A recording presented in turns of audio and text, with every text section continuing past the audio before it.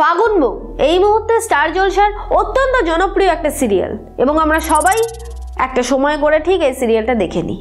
কিন্তু এই সিরিয়ালে এমন কিছু টপিক রয়েছে যেটা নিয়ে বিতর্ক না করলেই নয়। এমন কিছু টপিক যেগুলো অত্যন্ত চোখে লাগে, এমন কিছু টপিক যেগুলো বাস্তবকে হিলিয়ে রেখে দিতে পারে, যে টপিকগুলো আমরা দেখেও অনেকে না দেখার ভান করে রয়েছি, আবার অনেকে ইচ্ছা করে মনে করছি যে হচ্ছে তো হয়ে যাক, কি আর হবে, সিরিয়াল তো।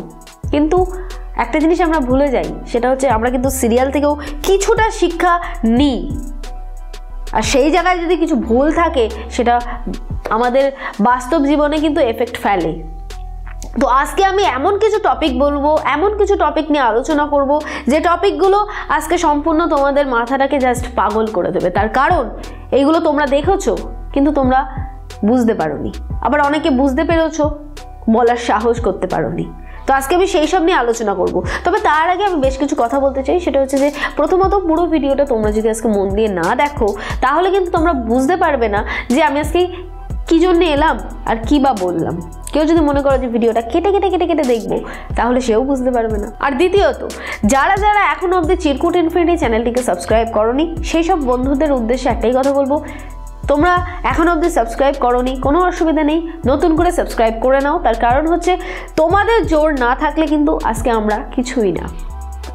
তোমরা যতদিন আমাদের পাশে থাকবে আমরা ততদিন কিন্তু সোজা সাপটা কথা বলতে ভয় পাবো না, সত্য জিনিস তুলে ধরতে আমরা ভয় পাবো না, সিরিয়ালের হয়ে যাওয়া অন্যায়ের বিরুদ্ধেও কিন্তু প্রতিবাদ করতে পারবো।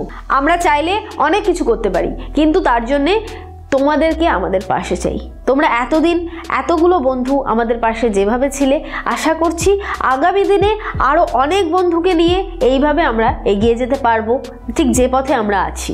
তো যাই হোক, নিচে দেখো সাবস্ক্রাইব বাটন আছে, সেখানে গিয়ে সাবস্ক্রাইব করো, আর তার পাশে দেখো বেল বাটন আছে, বেল বাটনটা ক্লিক করো আমার ভিডিও সবার ফার্স্টে পাওয়ার জন্য। এবার আমি আসবো আমার আসল টপিকে, সেটা হচ্ছে যে প্রথমত এই সিরিয়ালে আমরা দেখতে পাচ্ছিলাম প্রথম যে রোদ্দুরের মা ভিলেন, এবং সেখান থেকে আমরা দেখতে পেলাম যে রোদ্দুরের মায়ের সাথে মহুলের বাবার একটা কোনো সম্পর্ক ছিল, যেটা নিয়ে কোনো রকম কোনো বিচার হলো না এবং সবাই বিষয়টাকে মেনে নিল। এবং তারপরে দেখতে পেলাম মোস্ট ভিলেন এই সিরিয়ালের অনুরূপ আরেকটা ভিলেনকে জোগাড় করে নিল, সোনাঝুরি, সেও থেকে গেল। এবার যে টপিকটা সেটা হচ্ছে মহুলকে ঘিরে, আর সেই টপিকটা তোমরা সবাই জানো, তবু আরেকবার মনে করিয়ে দিই যে অনুরূপ মহুলকে এমন একটা জায়গায় পাঠায় গান গাইতে, অর্গানাইজারদের হায়ার করে এমন একটা জায়গায় পাঠায় যেখানে মহুল বিপদে পড়ে এবং সেখানে নিজেকে রক্ষা করার জন্য সে একটা ইটের টুকরো তুলে নেয় এবং ছেলে বিলের দিকে ছুঁড়ে মারে এবং একটা ছেলের মাথা ফেটে যায়। এবং সেই ছেলেটা কিন্তু নেশাগ্রস্তও ছিল, মনে করিয়ে দিচ্ছি নেশাগ্রস্ত ছিল কিন্তু ছেলেটা, এবং তার মাথা ফেটে যায় এবং পুলিশ সেখানে এসে মহুলকে কেস দিয়ে দেয় যে অ্যাটেম্প টু মার্ডার। সেই কেসটা কিন্তু এবার কোর্টে উঠেছে, আর সেইটা নিয়েই আজকে কিন্তু আমি আলোচনা করব যে এই কোর্টের কেসে রয়েছে অনেক ভুল বলা ভুল, হাজার ভুল, কোটি কোটি ভুল, যে ভুলের কোনো ক্ষমা হয় না। তার কারণ হচ্ছে আমরা সবাই জানি যে আইনের কাছে গেলে আমরা সঠিক পথ পাই, আইনের কাছে গেলে আমরা বিপদ থেকে রক্ষা পাই। কিন্তু সেই আইন সম্পর্কে এইবার সিরিয়ালে উঠে এসেছে এমন কিছু টপিক যেগুলো সত্যি আমাদের কারো জানা ছিল না যে এই ধরনের টপিকও উঠে আসবে এই সিরিয়ালে। তাছাড়াও উঠে এসেছে একজন বড় মাপের গায়িকার বিরুদ্ধে একটা বড় অভিযোগ, সেই সবটাই বলবো। তবে তার আগে বলবো যে কোর্টে একটা কেস চলছে, মহুল একজনকে খুন করতে চেয়েছে, তো তার জন্য এসেছে মালবিকা বসু কেসটা লড়তে।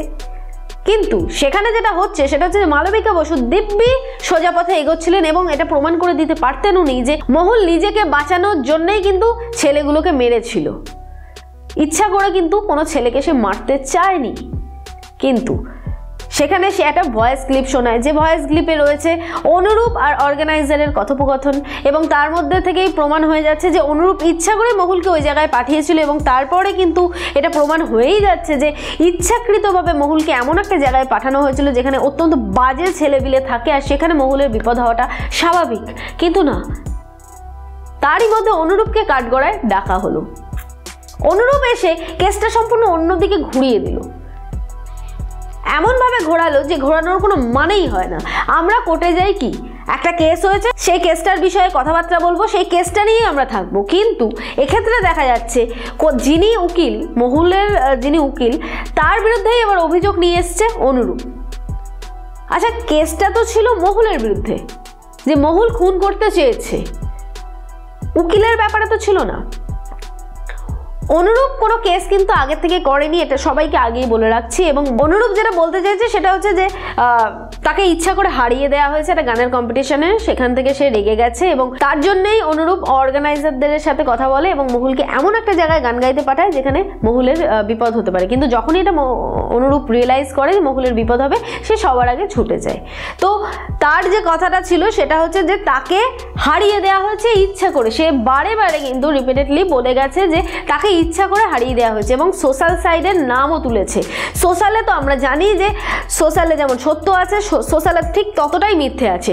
না হলে চিরকুট ইনফিনিটি যখন জানিয়ে দিয়েছিল যে মহুলের হয়ে কেস লড়বে খুব কাছেরই একজন, কিন্তু খতরনাক টাইপের কেস লড়া হবে এই সিরিয়ালে, তখন অনেকেই ফেক নিউজ ছড়িয়েছিল যে কেডি পাঠক লড়তে আসছে মহুলের কেস।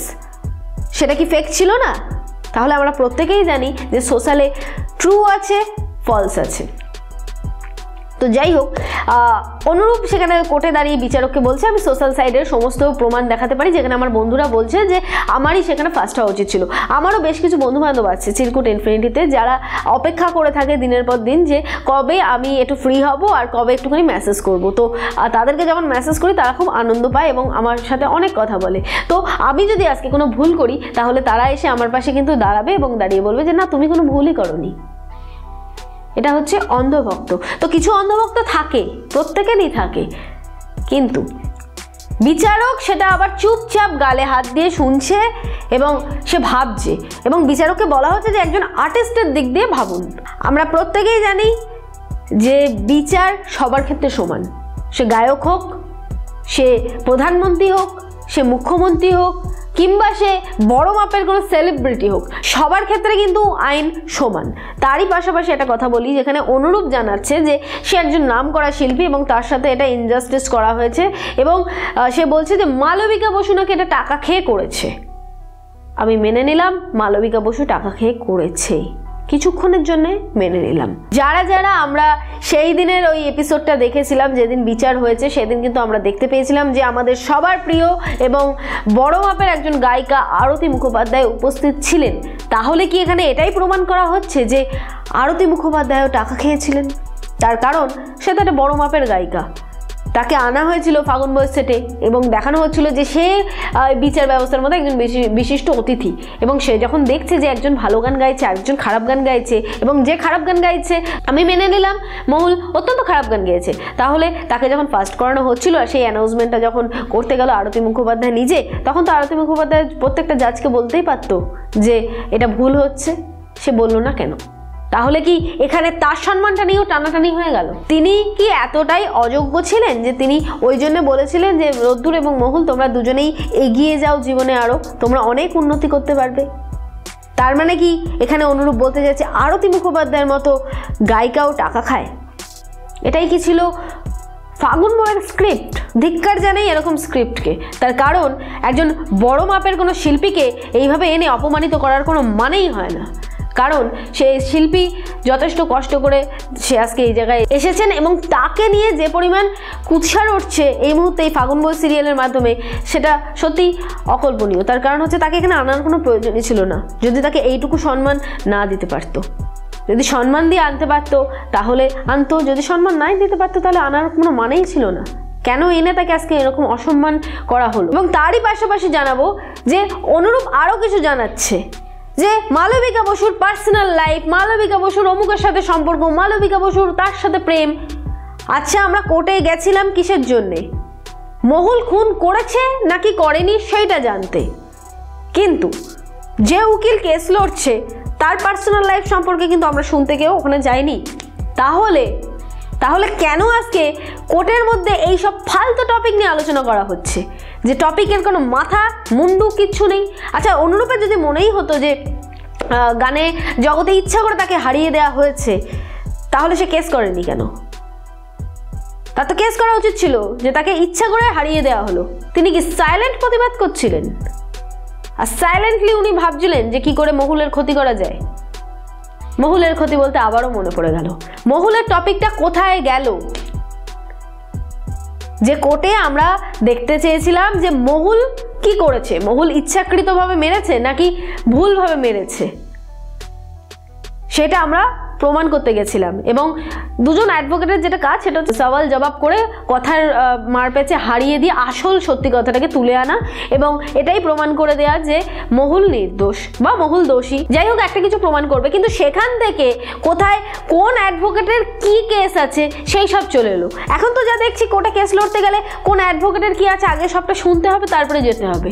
তার কারণ বলা যেত যায় না, অ্যাডভোকেট চেঞ্জ হয়ে যাবে।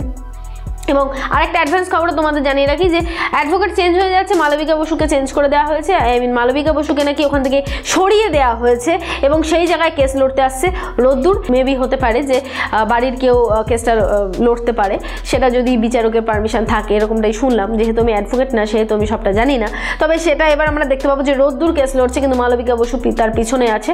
কিন্তু ফাইনালি আমার কথা হচ্ছে রূপের বিষয়, অনুরূপের বিষয়টা এখানে এসেছে, অনুরূপ দোষী সেটা প্রমাণিত হবে। কিন্তু সেটা না হয়ে কোথায় মালবিকা বসুর প্রেম, মালবিকা বসুর বাচ্চা, মালবিকা বসুর অ্যাফেয়ার, এইসব নিয়ে আমরা কিন্তু আলোচনা করতে কোর্টে যাই না, আমরা যাই মহুলের বিষয়টা নিয়ে। কিন্তু মহুলের বিষয়টাই উড়ে গেল। এই জন্যই বলে আসল জিনিসটা উড়ে যায় আর আশেপাশে যেগুলো থাকে সেইগুলো নিয়ে মাখামাখি হয়।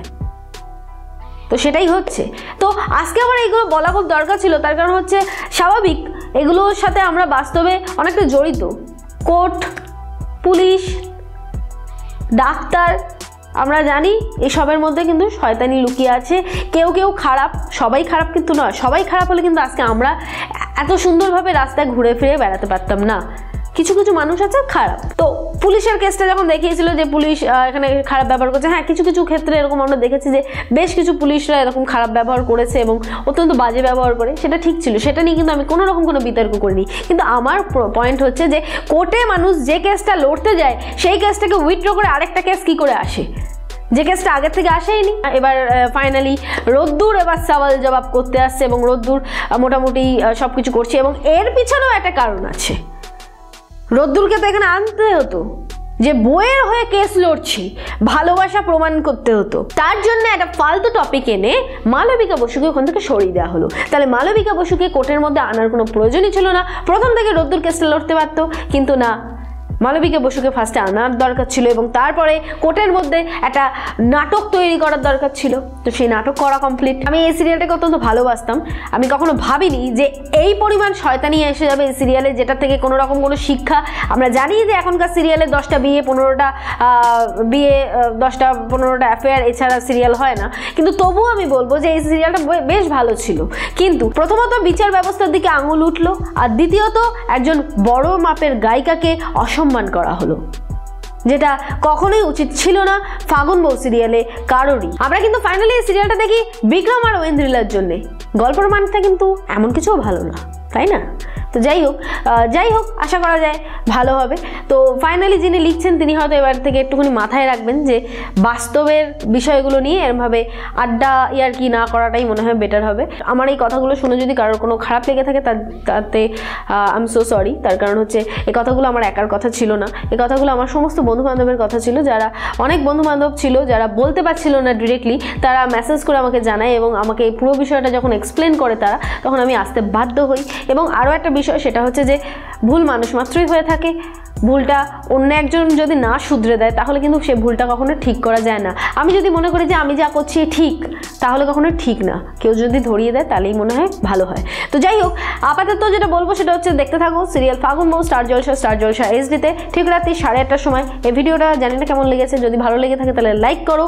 আর হ্যাঁ, তোমাদের কি মনে হয় আমি আজকে যে কথাগুলো বললাম সেগুলো ঠিক না ভুল, সেটা একটু কমেন্ট করে জানাও। আর পারলে এই ভিডিওটা একটু শেয়ার করো, সবাইকে একটু জানতে সাহায্য করো। তার কারণ হচ্ছে আমি প্রত্যেকটা ভিডিও শেষে এটা বলে আসি শেয়ার করো, কিন্তু আজকে আমি ভিডিওটা যেহেতু একটু অন্যরকম হলো এবং এগুলো খুব জরুরি পয়েন্ট ছিল, সেই জন্য আমি বলছি যে পারলে একটু শেয়ার করো, করে একটু সবাইকে জানতে সাহায্য করো। তোমরাই পারো এই ভিডিওটা শেয়ার করে সবার মধ্যে ছড়িয়ে দিতে। আর যেটা করবে সেটা হচ্ছে এই ধরনের ভিডিও আরও পেতে অবশ্যই করে সাবস্ক্রাইব করো চিরকুট ইনফিনিটি চ্যানেলকে, আর তার পাশে থাকা বেল বাটন অবশ্যই করে ক্লিক করো আমার ভিডিও সবার ফার্স্টে পাওয়ার জন্য।